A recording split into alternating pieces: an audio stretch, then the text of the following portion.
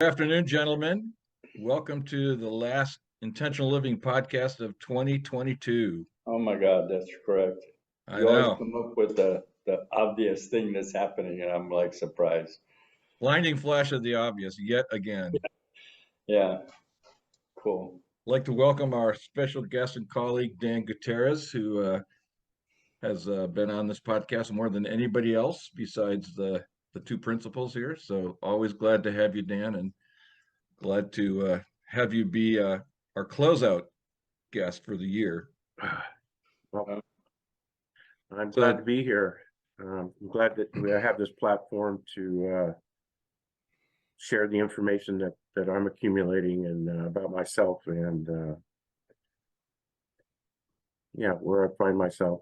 And I just want to say thank you for the opportunity to be a sure. reoccurring extra special guest villain. Oh, no. Well, for those of you checking in for the first time, I'm Marty Keller here in Sacramento. John Donovan in Oceanside. Yeah. Dan is here in Sacramento, and John is there. You go. John is the inventor of this process that we call intentional living, and this podcast is a way to just explore what we're learning about it. We're learning about ourselves. What insights may have accumulated since we were here last. Life is an ever-flowing stream, and there's always new stuff. Each one of us is a veritable universe, and there's no end to the depth of who we are. And our accountability practice of intentional living is designed to help us clear away the obstacles that prevent us from living the life we want so that we can fully experience that and go for it with gusto and abandon. I And support that. Well said. thank you very much. Mhm. So that's it. Thanks, everybody. Oh, wait. So we got some time to explore what that might mean today on the 30th of December, 2022. So Dan, what's going on? What's new? Over the last 2.5 weeks, I believe, well, probably longer, but I don't know who coined this term. For some reason, I think Alice Miller may have coined this term, soul murdering. I don't know. I know I didn't create it. I got it from somewhere, but I want to say that maybe Alice. I got it from one of her books, and yeah, the actual. I'm allowing myself to feel the impact of my family of origin childhood trauma, and I'm watching it in myself, and I'm watching it in the people around me, and the people that I work with, and I mean everybody.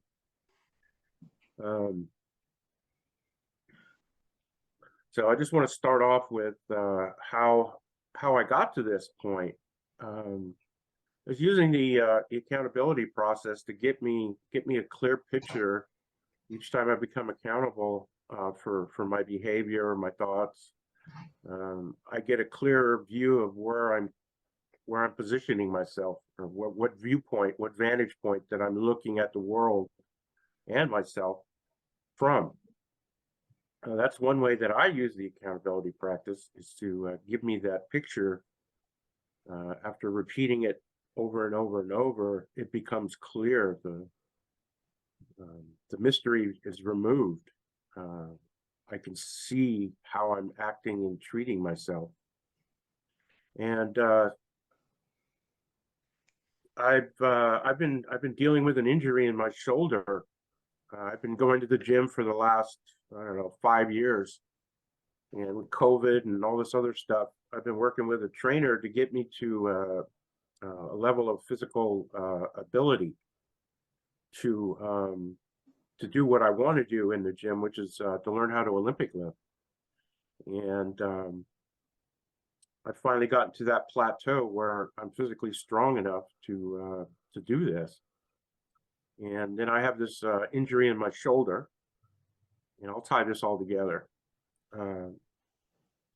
And so I keep finding myself where the goal, I have been putting myself second. I have been ignoring my body telling me that I'm not capable of this.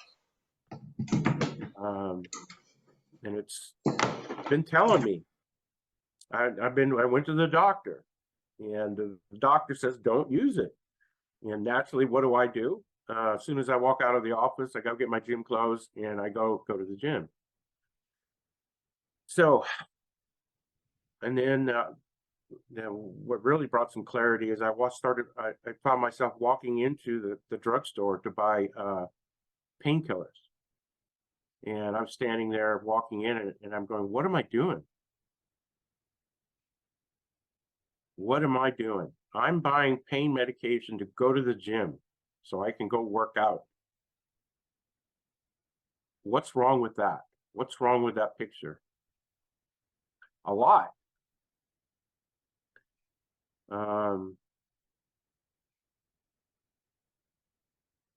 It goes back to my family of origin, where I'm dispensable, I'm disposable, I'm not necessary. I have to sacrifice myself for the family of origin, family unit. And I used to joke about when I would do things like this, put myself at risk. I would say, yeah, well, I have written permission to die in the attempt, and it comes from my family of origin. I signed that somewhere along the line. I agreed to it when I was a little kid. So I bring this back to going to the gym, and the hardest thing for me to do was to say, no, this is not healthy. I do have a choice. And I felt bad. Okay, I don't know about bad. My body responded as I was going to be eating a poison apple. It did not want to swallow that. He goes, no, you're gonna keep at it. And it's just like, wow, okay. And no, I'm not.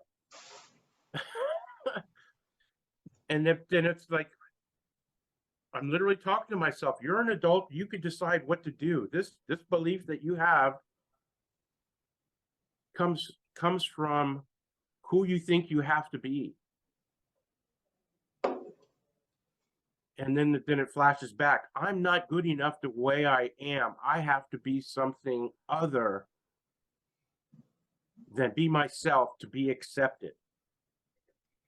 And it's like, oh, fuck. And then it's just like the dominoes started, and then I saw it everywhere. But the fact that I can be accountable for it, feel it, and choose something else is the tool that got me there, got me to that point. And it's the message I got when my father was in the military, when I was little, up to like 8 years old, that my mother and I were not necessary for my father to do his job. We were a luxury and expendable. Wow. Because if I screwed up as a child, I would be responsible for breaking up the family, because we would be sent back to the United States. My father would complete the tour, and it would go on his record that his family or his son screwed up somehow and got sent back to Germany, and that would be, or America, and that would be held against him in his next promotion.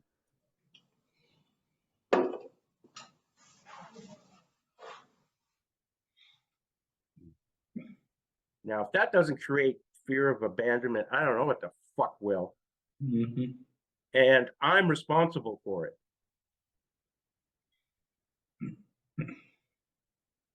and it plays out in my life that way. As a man in this society, I'm dispensable. I'm not necessary to the mission. Women and children first. Go sign up for selective service when you're 16. Go die for your country.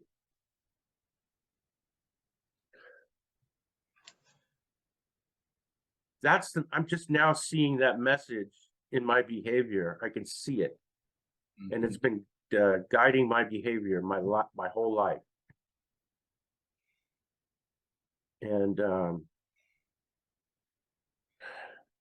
I'm not good enough led to addiction, led to all kinds of stuff. And that starts with the family of origin, nurturing bond that we have with our caregivers. I didn't make this up. I didn't choose this. And here at 62 years old, I'm just now seeing it.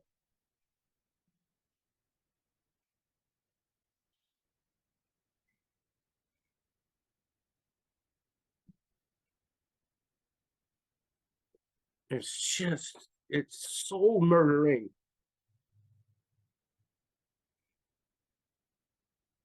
Something that I'm not aware of has been driving my life, my entire life. And I haven't been aware of it. Mm-hmm. And if I haven't been aware of it, the majority of the people on the planet are not aware of it. Correct. And we got a bunch of people who are just, you have me struggling with relationships.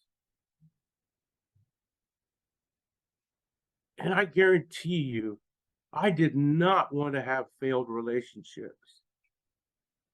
I wanted to be in connection and be loved by all the people that I've been in relationship with. Mm-hmm. And I have a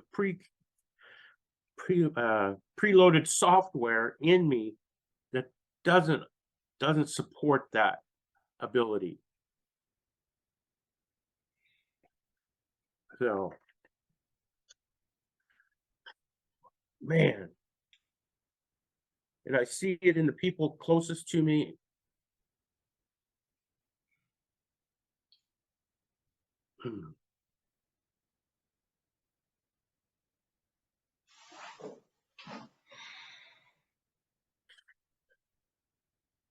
So I no longer have any doubt about what my mission or my purpose in life is. I'm here to create awareness around this stuff.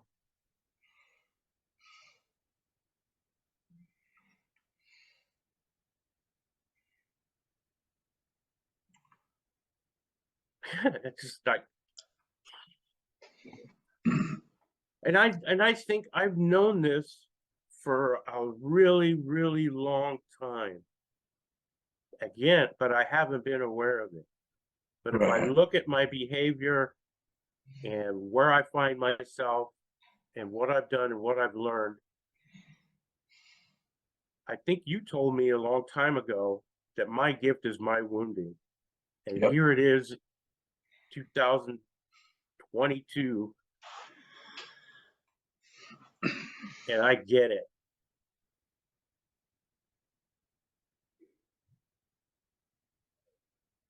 And I get it. Yeah. In the opening statements to the Saturday morning group, I say our goal is to uncover subconscious obstacles to our well-being. And you just outlined a subconscious obstacle, a belief that you had no idea that you had, that was motivating and part of your decision-making process, that led you to, or let's say, led me to failed relationship after failed relationship. And I had no idea that it was even there. So to uncover these unconscious beliefs, perceptions, traumas that create behavior, and then to create conscious intentions, for the behaviors that we want, which is I intend to have the ability to maintain and sustain long-term loving, caring relationships. And it's more will be revealed. Wow, Daniel. Wow. Yeah. And this, women and children first, men are expendable. It is in everybody's subconscious that we grow up and kill to protect family and country. And we do it. And we have choice. We have choice. So. Yeah.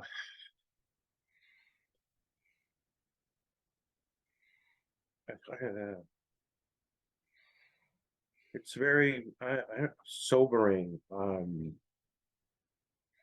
mean, I sat there and I felt like I was lied to. I was resentful, wanted to blame everybody. You know, how can you fucking do this to that innocent child? Right. How can, I mean, and they didn't know either. They didn't know either. And the fact that they did know doesn't diminish my anger or my I don't know the word, capacity to express my anger, even as somebody who didn't know what they were doing. And the anger to me sounds like, how dare you? How dare you do that to me? And then with me, it's like I did it to my children, and I intend to. No, I'm not doing it anymore. I'm looking in, and we have this process of looking in to find that thing we're not aware of, the subconscious belief, which is called the accountability tree process, where I just simply name where I find myself. Like I'm gonna go get painkillers so I can work out, and just I'm doing this. Oh my God, at my own peril. Take a breath. Yeah, it's like, where did that come from? Well, you discovered where it came from. It came from the message given to you by your dad, and your behavior has been in alignment with the message, and you find yourself, it's like with your hand in the cookie jar. I call it hand in the cookie jar, actually in the behavior of dysfunction, and then coming to the realization, oh my God, look what I'm doing. I'm doing this. I'm being mean. I'm using violence. I'm cussing. I'm running out the door, slamming it. It's like, I'm doing this. I'm mean to the point of cruelty. Take a breath. And I intend to be kind. I intend to forgive myself. I intend to. Wow. Thank you, Daniel. It's just,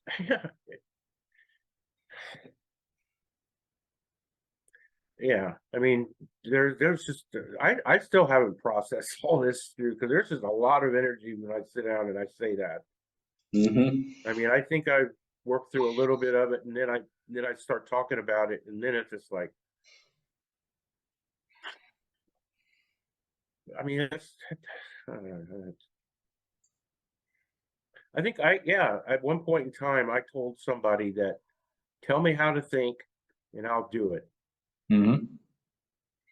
And the term I used, I condition easily. Just outline what I need to do, and I'll get it done. That's right. And That's what this is. That's the accountability practice.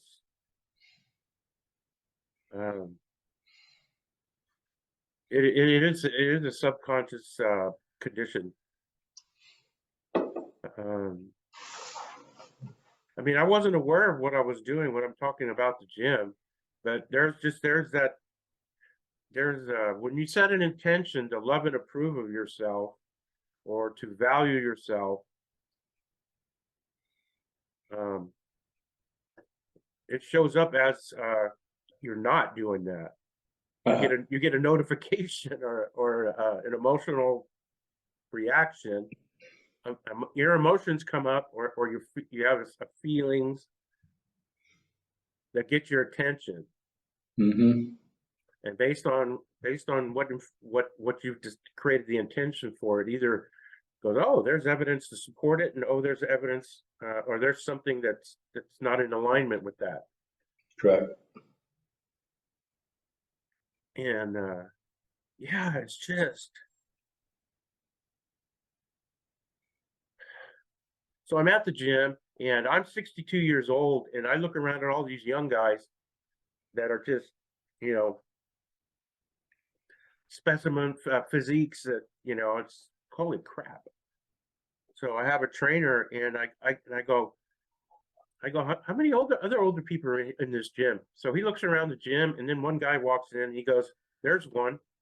So I go, there's two. He goes, yes, there's just you and this guy, 60 plus year old, and you're doing this. And it's just like, what the fuck is that about?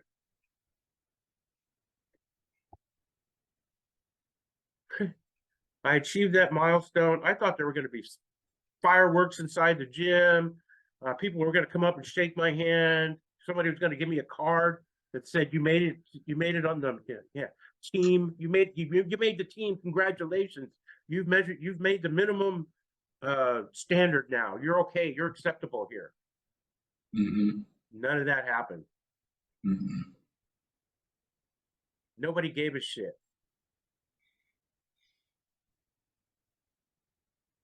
And I thought they did.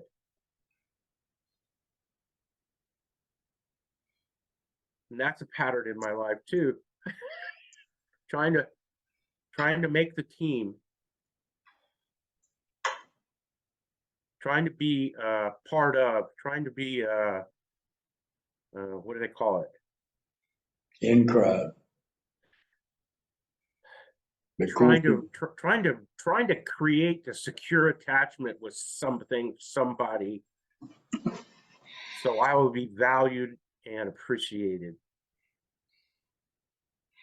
Well, you know, along with all that, I get all that, and I want you to know that you're an inspiration, and it's something I could do at my geriatric age, is to get my geriatric butt into the gym and get a trainer and start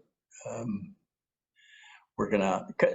I mean, it's healthy, at least. It's like, I'm not going to go in there and kill myself, but I could use the exercise. So I appreciate your telling this story for many reasons. So I created the intention for me and for the for my purpose in life, or is it's just, and I've been saying it for the last 5 years: acceptance, compassion, connection, and wisdom. Mm-hmm.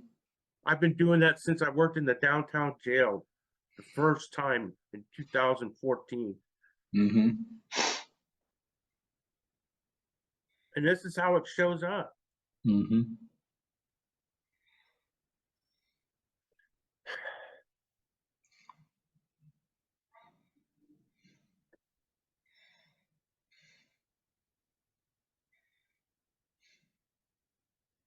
Good stuff. Yeah. I want to Yeah. offer something here, if I could, Yeah. to just acknowledge that the challenge that we're dealing with is not merely psychological, but it's physical. Right. It's physiological, that messaging that we all got, that Dan, you spoke to from from your father, that messaging became hardwired, and it became hardwired for most of us before we even had a conscious choice. And so there it is. It's the equivalent of a computer program operating in the background as a foundational program. So we're engaged in the process of not simply making new habits of mind, but actually making new habits of body, new habits of chemistry, new habits of biology.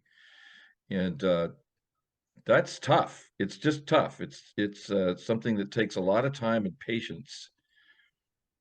In our gut check meeting on Wednesday, we saw a video of a doctor who was talking about the physiology of the body-mind connection and how the the stress hormones that accompany this self-flagellation, I'm not good enough, I'll never make the team, um, thought process weaken our immune system.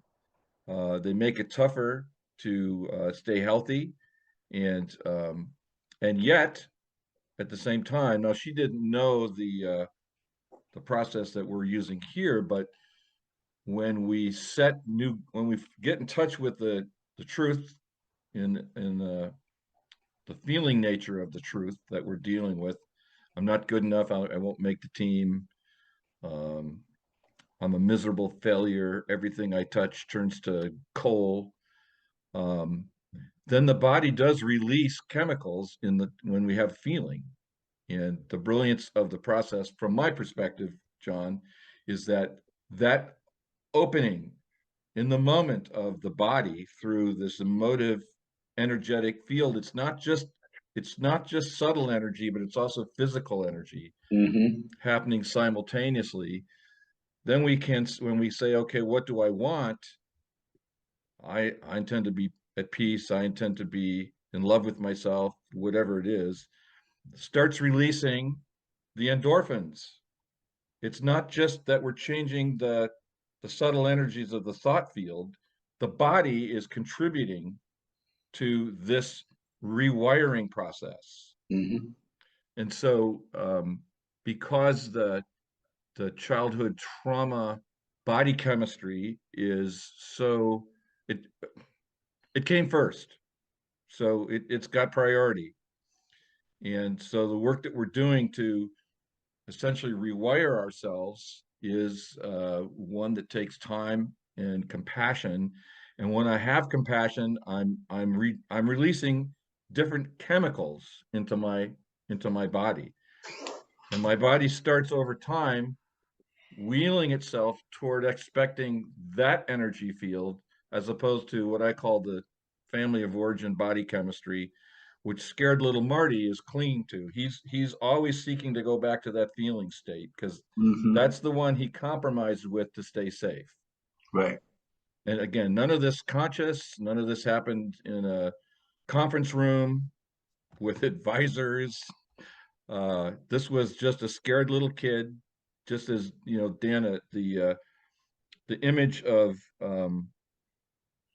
that sense of if I fuck up, I'm screwed up everybody and everything. That I mean, I don't know how we carry that. You had to find some way to carry that because there's no way that you could face that and go, I'll take it, or I'll allow myself to be crushed by it. We had to find some way to be with it, and our bodies conformed. And so the reason I think this work is so revolutionary and brilliant is because it it gives us direct access to the physiology and not just the psychology. Yes. Feelings have a corresponding chemical with them. And feelings, I'm talking about emotions and feelings. When I refer to feelings, I mean body sensations, which is physiology.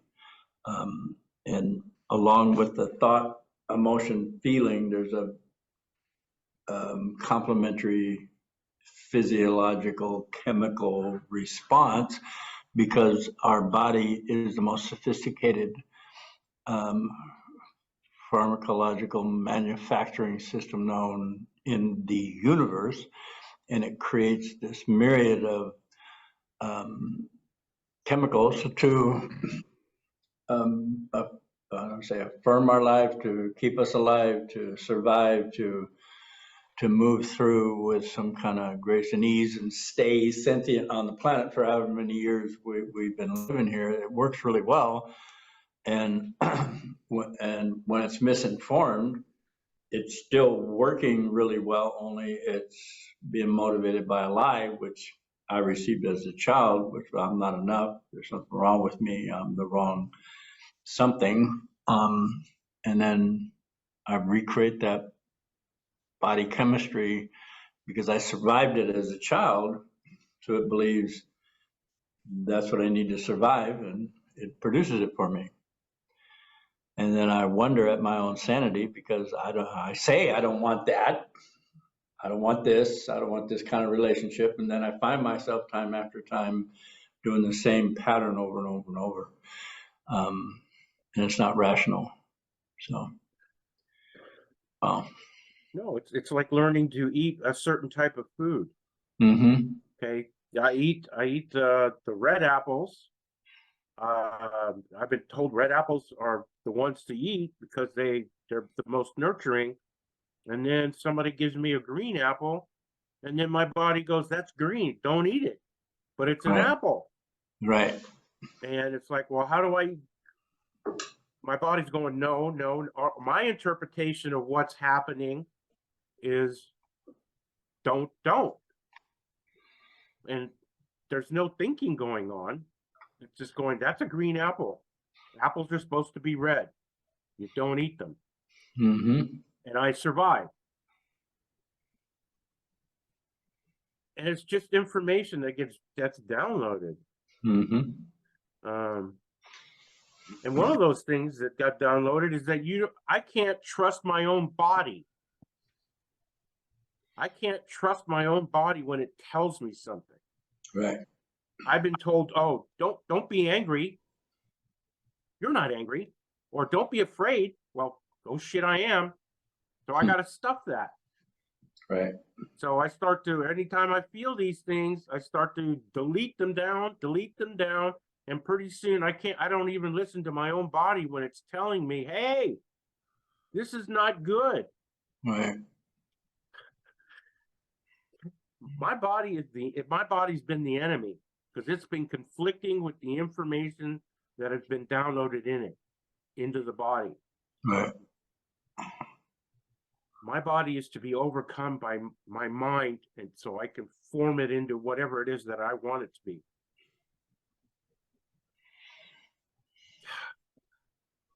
Wow. Yeah, it's like my body's screaming at me, don't do this. And I'm over here trying to figure out a way to get around my body to match this mental image or mental process. And it's just like, no. Mm-hmm. But I could do that as an adult. If I realize that this is happening, I have a choice. Right. But I've been behaving like that 4-year-old kid. You can't trust yourself. Don't trust your body. Go sacrifice yourself. Be injured. Play injured. Go to work injured. Yeah. Run around miserable. I didn't realize how miserable I felt about a month and a half ago until I took some anti-inflammatory medicine to calm down the inflammation. And then all of a sudden I was able to sleep through the night. As soon as the medication ran out and I went back to the gym, I'd wake up tired every morning. Because my freaking shoulder joints, I don't sleep at night because I'm constantly turning. And, well, that doesn't matter. You need to go to the gym. Fuck that sleep. Blame it on something else. I don't know, it's just scary.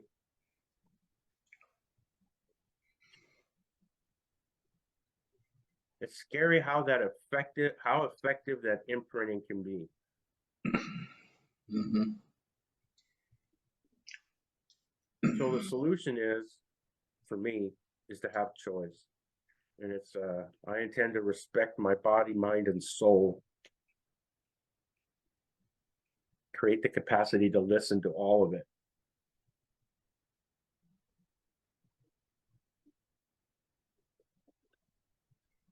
Wow.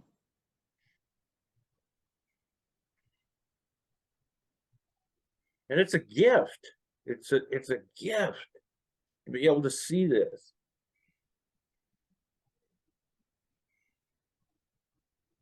And then I go, yeah, what are you all excited about? Anybody could do this. Oh, gee, thanks for showing up again. Yeah, yeah. That critical mind, yeah. Yeah.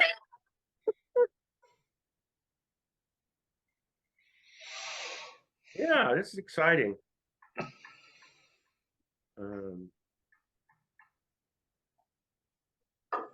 Yeah. People could tell me they love me and appreciate me now. And I just sit there and go, yes, I am. Thank you very much. Yeah. And yeah, I even own that I'm a very powerful and empowering man. Yeah, I'll own that one too. There you go. You sure.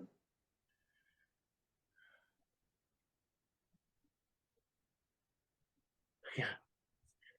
I don't know if you guys I just feel so good to have this awareness that all this stuff that I believe to be true is not true. Not true. It never has been. Mm-hmm.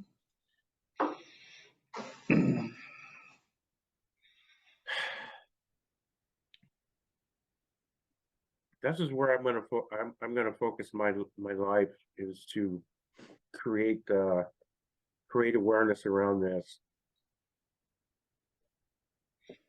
Create awareness around family war dysfunction, childhood trauma, that the source of most of the pain, discordance, and disease is from unresolved childhood trauma that we have created thoughts and stories about that actually play out in our lives. Yeah, yeah, me too. I'm in. Yay! It's like, yeah, let's do this. Let's tell as many people as possible in the shortest amount of time, and do this. Let's make this a nationwide program where people get them. Yeah, yeah. I'm all in. I'm all in with you there, Daniel. Yeah, I want to empower people, not program them. Correct.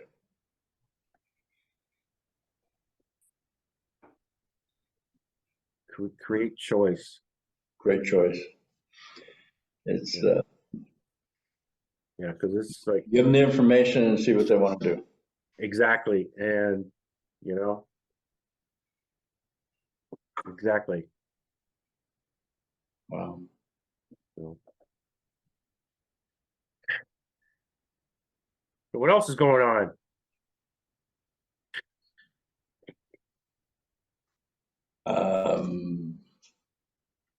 Well, this is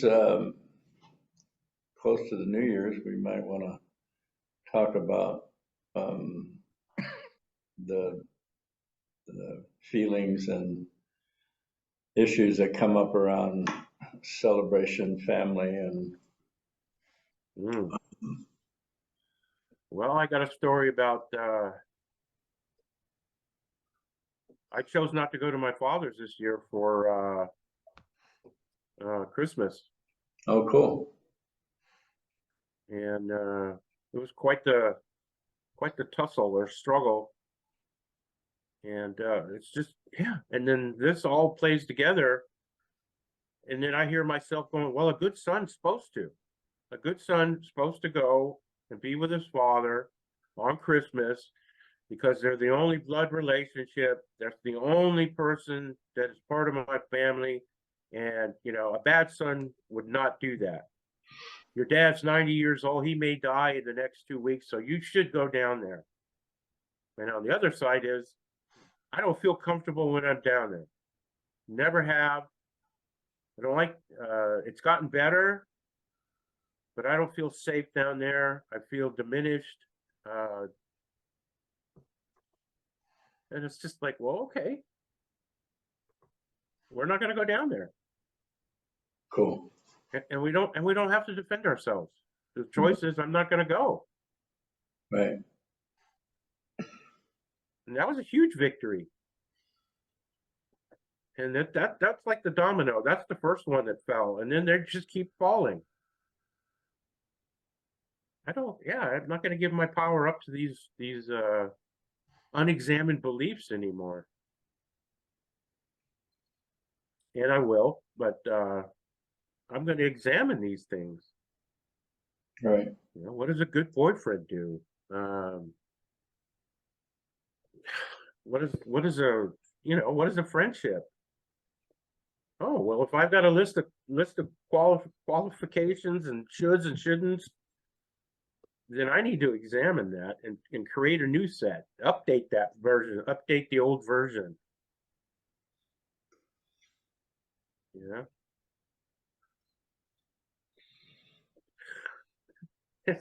Who's the guy who said unexamined life is not worth living, or whatever, whoever said that? Emerson. Is that the quote or something Yeah, like that? something like that. Yeah.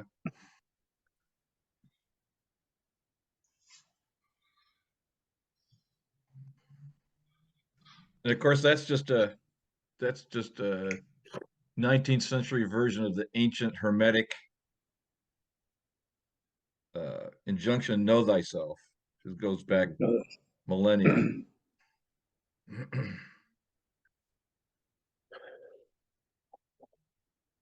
I don't know. I got an awareness I'd like to run past you guys. Okay. So I've come to the conclusion that what has allowed me to have these awarenesses, is that a word? Is that I feel safe within my skin.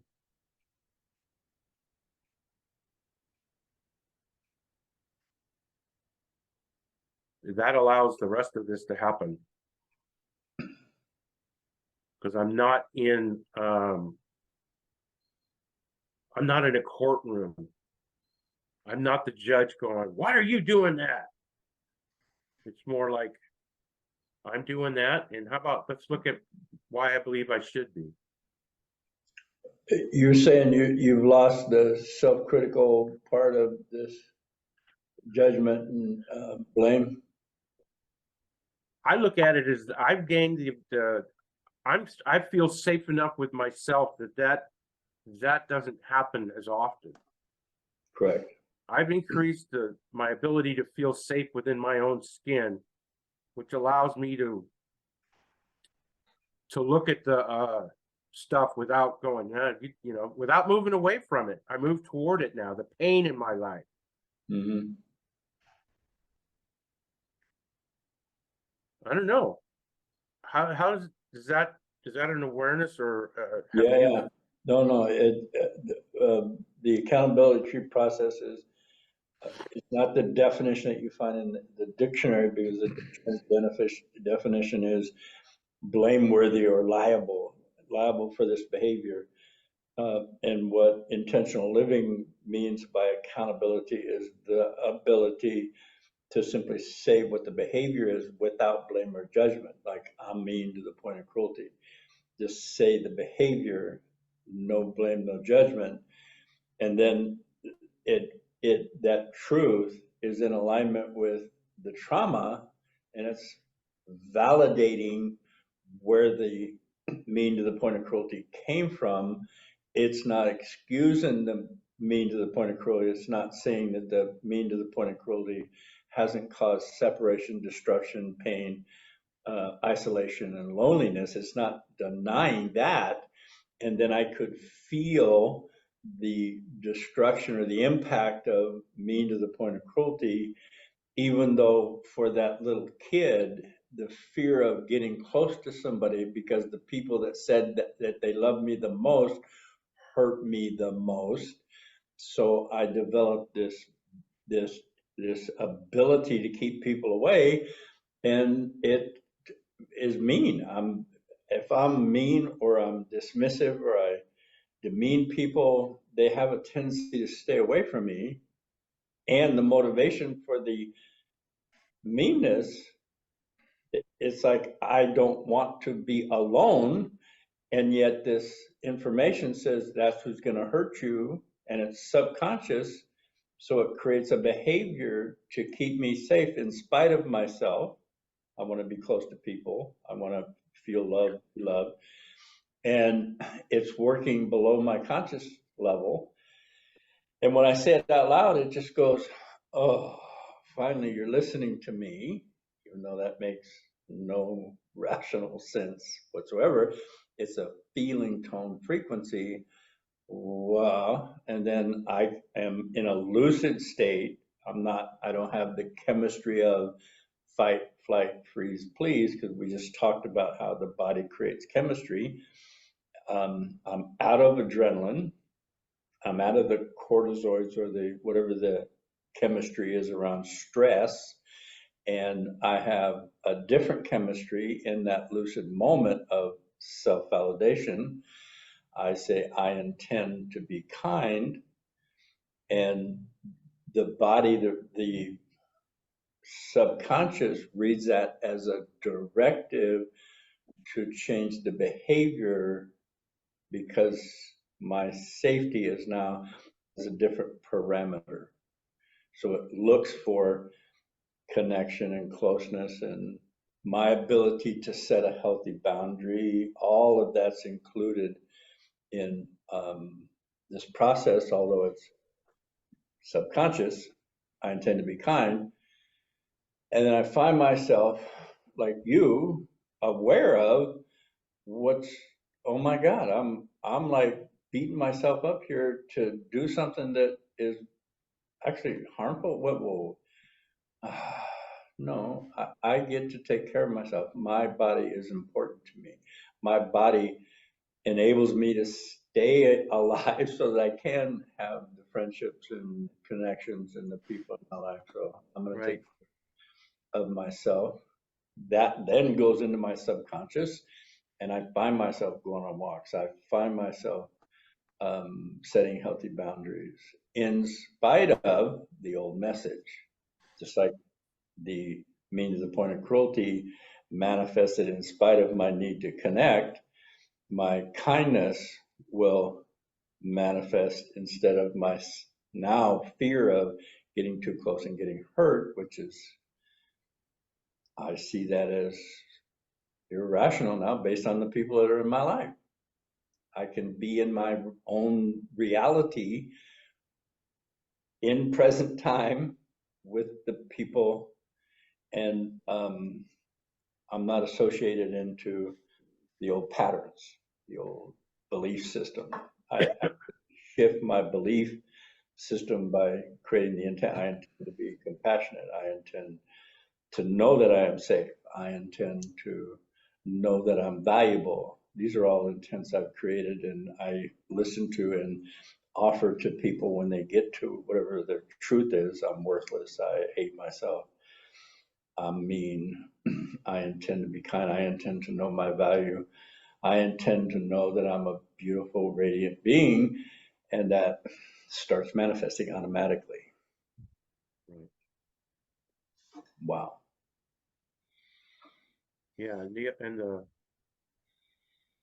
stuff that's not in the new information that's not in alignment with the body creates the reaction and fear, the anxiety, because it's not. I don't know. The subconscious mind hasn't had enough experience with the new information to see if it's supports my survival. And that's why it's so hard to overcome, because Right. the new information is usually contrary to the old survival information. And it's going to react. It's going to have, it's supposed to react. Right. I now have the ability to understand that it's doing what it's doing and it's working perfectly. There's nothing wrong with it. Right. And I this morning I was in class and it was an extremely large class of new people, and I felt anxiety. It's like I've been doing this for 25 years, doing the same thing, and that's another something internal that I wasn't aware of. So I go, take a nice deep breath and go, I'm anxious.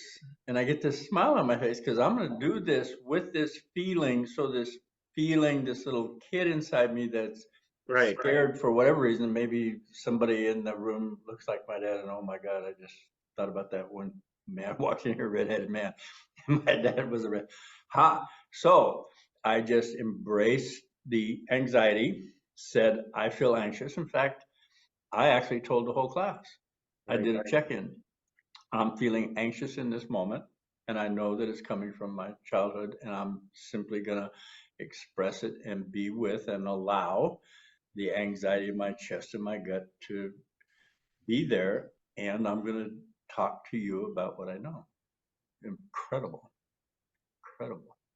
Not only for me, but to show them what it actually looks like in real time.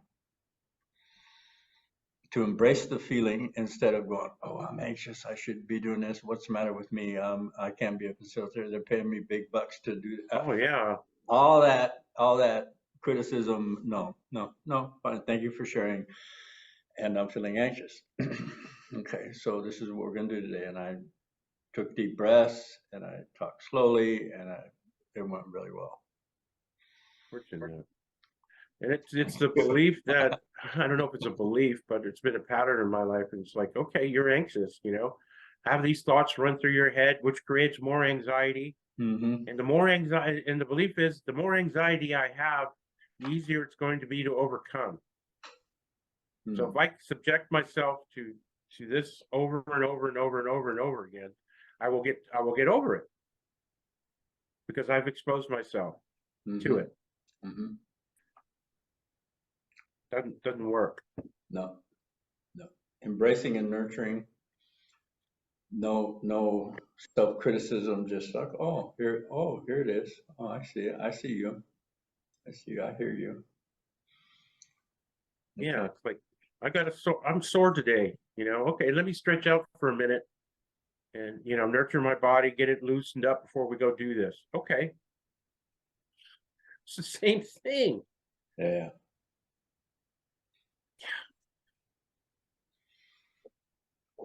Now, Gabor Mate talks about that.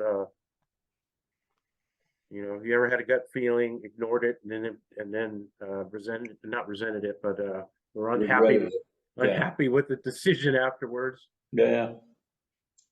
That's the trauma right there. Not being able to listen to yourself. Correct. Trust yourself. Messages from the body. Yeah, like I said, for me, it's being safe in my own skin enough to go, there's nothing wrong here, despite what I'm feeling. I am not the feeling. I am not the thinking. Right. I could detach from those two things, and then I become the observer of. Yep. And then it's not personal. And that is nurturing. Yes. Yeah. Which I'm giving to myself as an adult, because I wasn't given that as a child. Yeah. I'm really, it works for me when I realize that this is what I'm doing, then I can be present to other people who are going through the same thing, who have no idea what's really going on. All right. Other than family of origin dysfunction, childhood trauma is at work and at play and is manifesting in their, Right. okay. All right. Cool. That's part of our common humanity is all of us have that childhood trauma program running in the background. We're we're swimming in a fishbowl that has been I want to say infected with, Polluted by diluted. Yeah, polluted. the chemistry has been changed, and I've been in it for so long. I don't know anything else, and I'm swimming in the river of it, and I don't know it, or an ocean of it, until somebody goes, you know, you willing to consider that you can get out of that water and go somewhere else? Yep. So, well, it's been great for me. It sounds like it reminds me of the experience that people report. I think you can attest to that, Dan, is the before and after of cataract surgery. Oh, I can see a lot more than I could see before. Yeah, my old TV. I don't need to buy a new TV. Man, I've got an HD TV now. The old one's just is, yeah.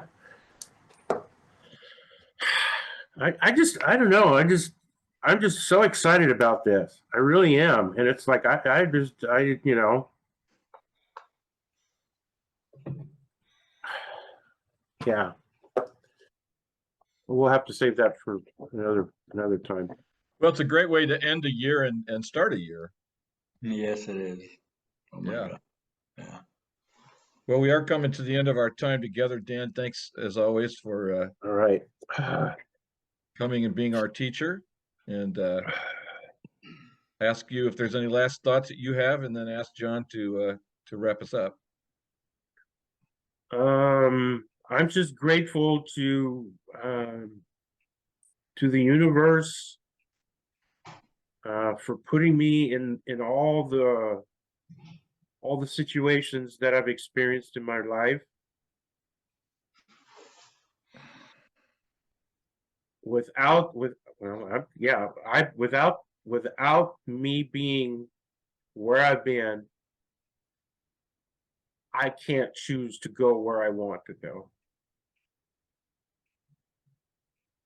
And I'm grateful for everything that I've been exposed to, experiences I've had. And I'm looking forward to creating a future, or creating my present day life that's nurturing, fulfilling, and makes me feel good about myself. Yeah. So, well, thanks. And you guys are part of that, so don't forget that. I I won't. yeah. Cool. John, any wrap up 2022 thoughts? Yeah. People watching this have just witnessed facilitators of this process using this process for our own well-being. The more I know about how I work inside and the extent of the trauma and how it rears its ugly head and how I can address it, the better equipped I am to share this information with more people. This is not something we think is a good idea for a bunch of people. This is something I practice in my life and then teach. My life intent is to walk in beauty, peace, and compassion with an open heart and open mind. Teach, heal, unify, serve by being who I am, empowering the excellence of the human spirit. And I also am grateful for this life and this process and where I find myself today, available to the people that I love and love me. Yeah, thank you. Thank you, John. Just to let those of you who are watching know, or to remind you that this work is best done in group. We actually constituted ourselves a little group here. Mhm. And there are 4 meetings a week that John, Dan, and or I facilitate, and our colleague Terry. Information on how to join any of those meetings are all on Zoom. Will be at the end of the podcast. So we invite you to come and check it out. It's that's one of the things I'm grateful for, is to have been part of a group process going on 12 years now, Mhm. weekly or more. Opportunity to sit with the enlightened witnesses of the other people in the room. Even when we think we're all completely screwed up, we can witness other people's work without judging them, and that is an energy of love that I've been looking for my whole life. And to experience that in the group, I invite everybody who hasn't had a chance to join us to do that. Monday and Thursday nights at 6:30, Wednesday afternoons at 4, Saturday mornings at 8:30, all that specific time. And as I said, it's all on Zoom, so please feel free to join us. As John said, this is an experience. We can talk about it.